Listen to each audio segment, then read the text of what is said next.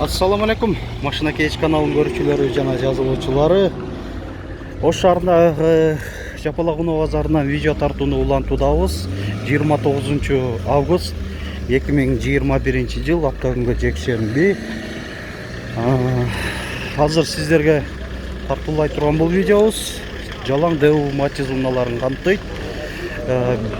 Баштардан ушул навес астындагы унааларды көрсөтө кетейин. Ал жакта ушул абалы жакшы, бирок багалары бир аз кымбатыраак Матиздер турат көбүнчөсү. Арзандарында тарткан аракет жасайбыз. Ошондуктан аралаш түрдө тартабыз азыр. Бир эле кымбаттарын эмес, арзандарында. Бул жерде маалымат кагазы жок экен, жазылган эмес. Жерде Матиз 3төн баштайлы анда. Корея 2008 коробка автомат 380 000 сом. Есім байланыш номер 550 05 55 87.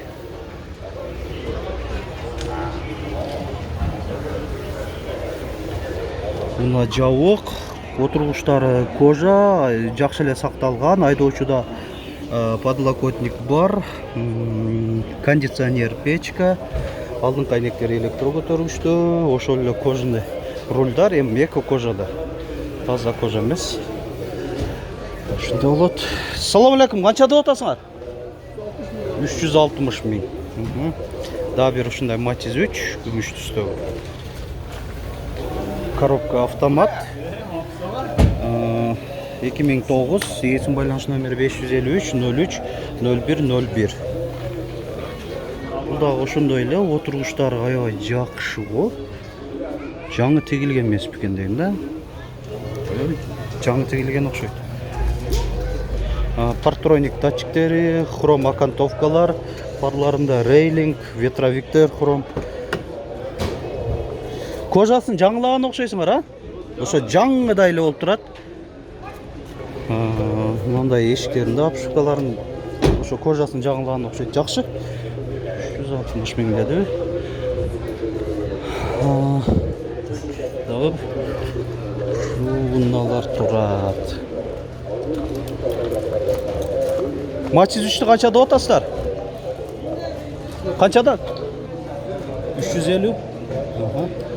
Коробка автомат 2009. Бул да ошондой эле көрүнүштө. Бунда дагы кичине артыкчылыктары мында светодиоддуу повторитель повороттарлар бар экен. Задний видте күзгүлөрүндө. 2 партроник датчиги. Так. Айдоочудан тышкары дагы мына алдыңкы жүргүнчүдө коопсуздук жазыгы бар. Кондиционер печка, алдыңкы айнектери ошол электро көтөргүчтө.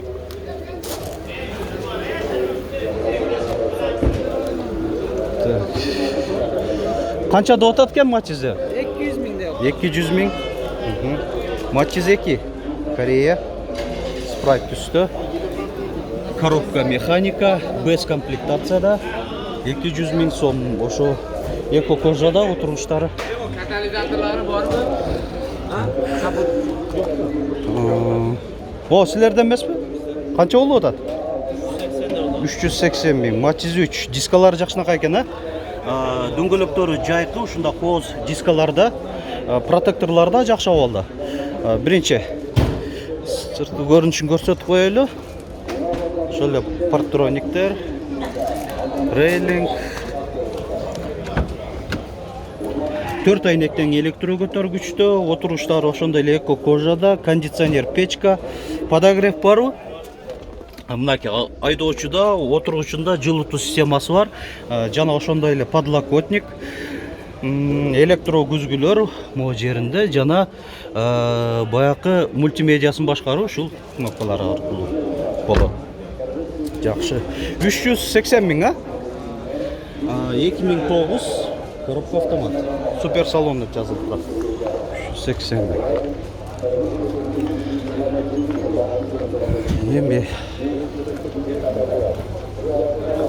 сиз канча деп атасыз? 350 000. 350 000. Матиз 3.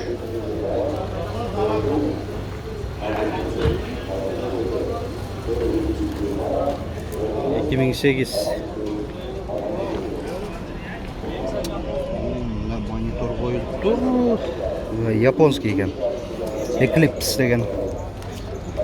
Мадан камера koyulgan ekan, kamera жоқ ekan.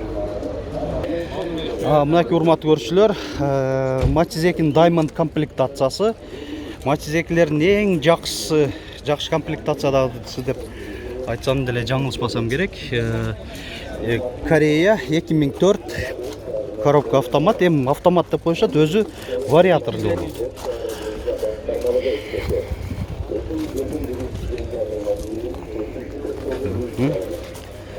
Diamond'ты билебиз, мынакей 4 айнектен электро көтөрүштө блокировкалар менен электро күзгү оң тарабы, сол тарабы ошол эле механикалык түрдө регулировкаланат. Отургучтар ошол эле эко кожа, кызыл сары комбинированный түстө кондиционер. Эми БСН айырмачылыктарын айта кетейин. Айдоочудан тышкары алдыңкы жүргүнчүдө коопсуздук жаздыгы болот. Жана дагы азыр айта кетебиз, пробегин айтып коеюн, 160 000 сом. Дагы бир айырмачылыгы, бунда ABS системасы дагы бар. ABS системасы эми антиблокировочный система. Бул баягы мындай машина тайып кетип атканда, айрыкча кыш, баягы тайгак кездерде аябай жакшы жардам берет. 250 000 сом. Matiz 3 Корея 2008 коробка автомат.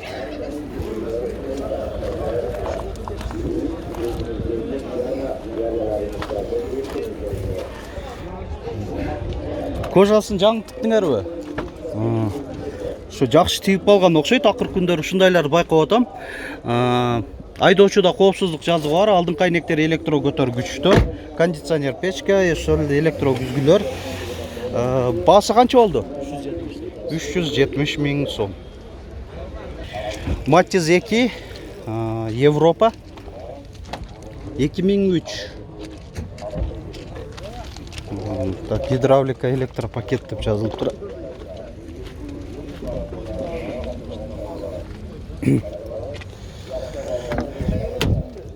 Так, Европада мынандайдан билсеңиздер болот. Айдоочу жана алдыңкы жүргүнчүдө коопсуздук жазыгы бар. Так, алдыңкы өзү айнектер жөн эле механикалык түрдө көтөрүлүп түшүрүлөт экен го. Электропакет деп жазып коюштар да. Ал Yok, gidravlikaları var da. Гидравлика бар экен. Ага. Корректировка фар. Так, баасы 200 000 сом деп атаса. Пробеги 265 000 сом. Oldu. Так. Kança da otaz Matiz'de? 200. 2004 коробка механика. Корея mı? Корея. Бұл жақта Matiz 1'di kança da otaz? 140 000. 1998. Корея mı? Корея. 140 000 сом. Кореяда да комплектация жақсы, ошол эле кондиционер, алдыңкы айнектер электро көтөргүч, гидравликалар болот. Так, бул жакта баалашып атышат окшойт. О, силерденби? Так, шуну тартып болчу. Газ дагы бар экен. Россия транзит номеринде Matiz 3 2005. Эми Европа болот.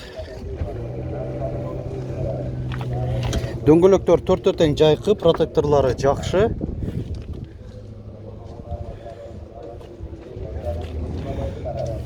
Айдоочуда коопсуздук жазыгы бар, алдыңкы айнектери электро көтөргүчтө, кондиционер да бар экен, комплектация жакшы эле. Өзү деле мында караганда үнөмдүү жүрөт, газ менен болсо андан бешпетер үнөмдүү болуп калат, аябай жакшы эле. Баасы 270 000 сом деп атат. Жакшы.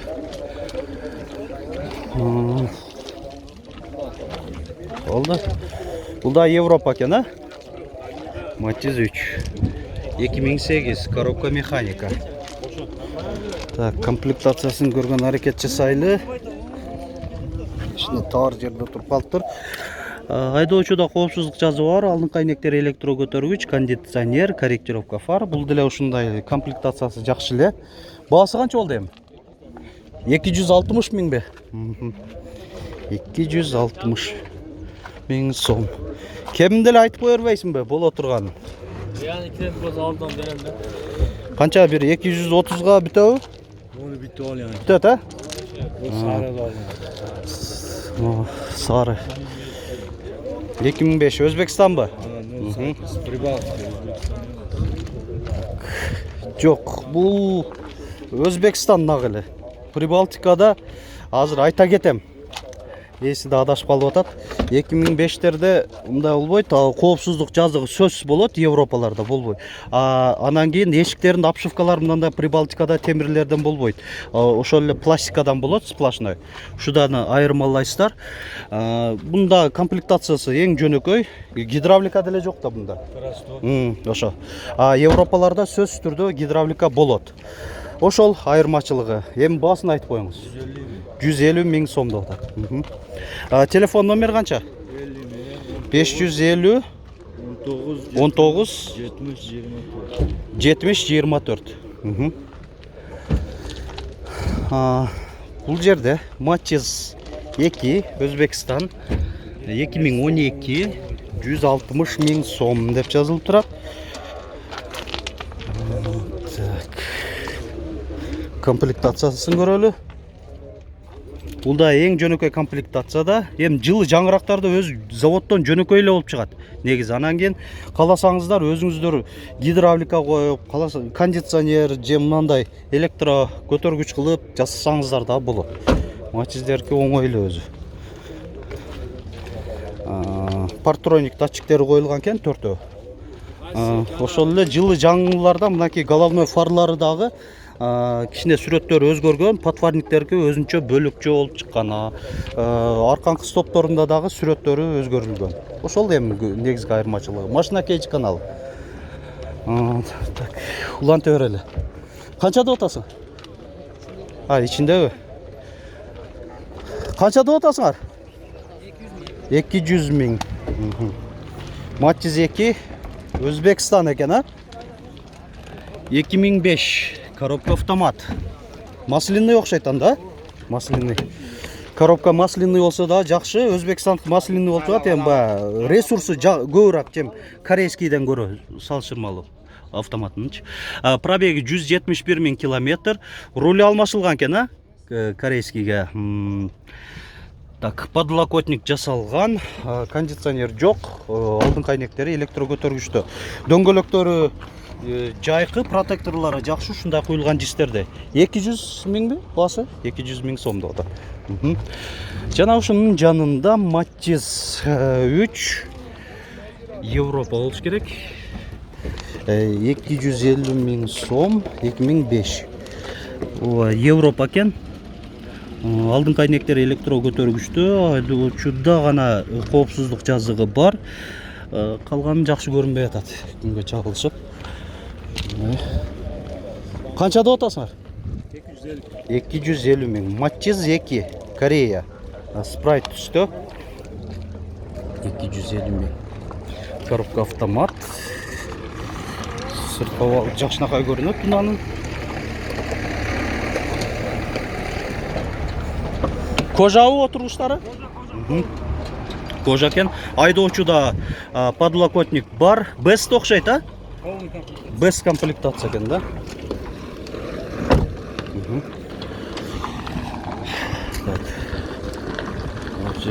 Теги уналарды көрөлү. Эми Matiz 1 деп сурангандарга көрүп атасыздар. Matiz 1лер өзү аз эле чыгып атат. Чыкса да мындай баасын жазышпайт.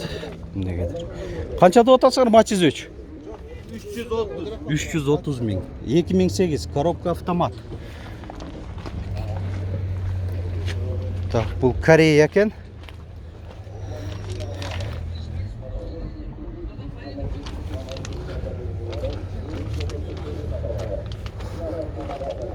Matiz 1-ди канча деп атасыңар?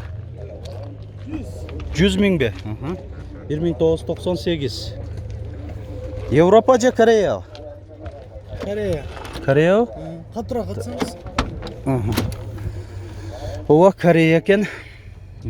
Кондиционер, электрокөтөргүчтөр, гидравлика бар. Так. О, Matiz 2, Өзбекстан. Көрсөтөлүү 2004. Басы канча деп атасыңар? 160 миң. Так, алдыңкы айнектери электрокөтөргүчтө, кондиционер жок, гидравлика барбы? Бар. 160 миң сом. Мына дагы калган Матиздерди дагы көрсөтө кетейин. Канча Матиздер турат. Көп аябай.